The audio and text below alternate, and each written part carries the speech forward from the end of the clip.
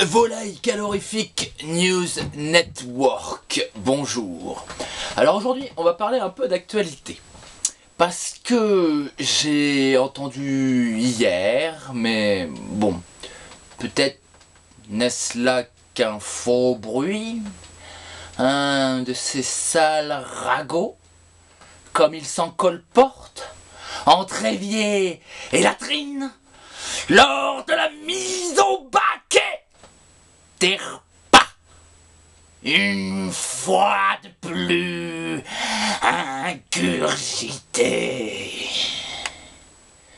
J'ai appris hier que monsieur Luc Chatel, ci-devant ministre de l'Éducation nationale de la République de France, avait conçu dans son cortex prénatal dinosaurien supérieur l'idée géniale et le plan faramineux de dissoudre par l'acide 14 000 de nos postes d'enseignants de la fonction publique, provoquant légitimement un émoi non dissimulé dans la vaste masse amorphe et putride du corps professoral français, composé de barbus à pipe, aux rêveries chevelues couleur rouge sang, et qui ont chevillé au cœur la nostalgie des lendemains qui gazouillent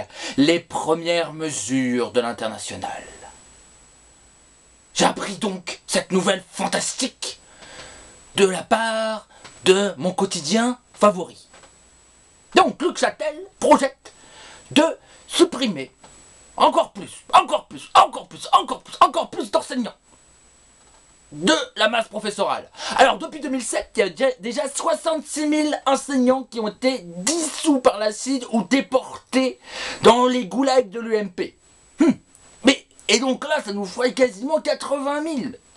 80 000 étudiants, pardon, c'est même pas des étudiants, c'est des enseignants en moins sur l'année 2012. Alors pourquoi? Pour faire des économies. Ok, Luc Chatel nous a expliqué, c'est pour faire des économies. Ces espèces de rats putrides. Non mais Luc Chatel nous a dit c'est pour faire des économies. Et 3 jours après, il file 6 milliards de brousouf à Dexia. Ils se sont fait enculer la gueule de 6 milliards de brousouf. Et voilà, et c'est l'UMP qui flambe la thune. Sarkozy se torche le cul avec des billets de 500 €. Il baisse sa femme avec un billet de 500 € roulé autour de la queue. Ce sale président mirliton bouffon de merde. Et donc, d'un seul coup, on nous dit il faut faire des économies, et de l'autre côté, on claque la thune en cramant des fortunes faramineuses dans des entreprises sans lendemain, au service d'une clique de mafiosi pourris de l'UMP, une espèce de rentier, au sourire de vers solitaire, gominé puant là, qui rafle là, qu'on dessert là pour rafler toute la thune et laisser crever le peuple de France à 8 millions de gens sous le seuil de pauvreté en France. Monsieur Sarkozy, monsieur Luc Chatel, mais qu'en pensez-vous? Rien du tout, vous en foutez.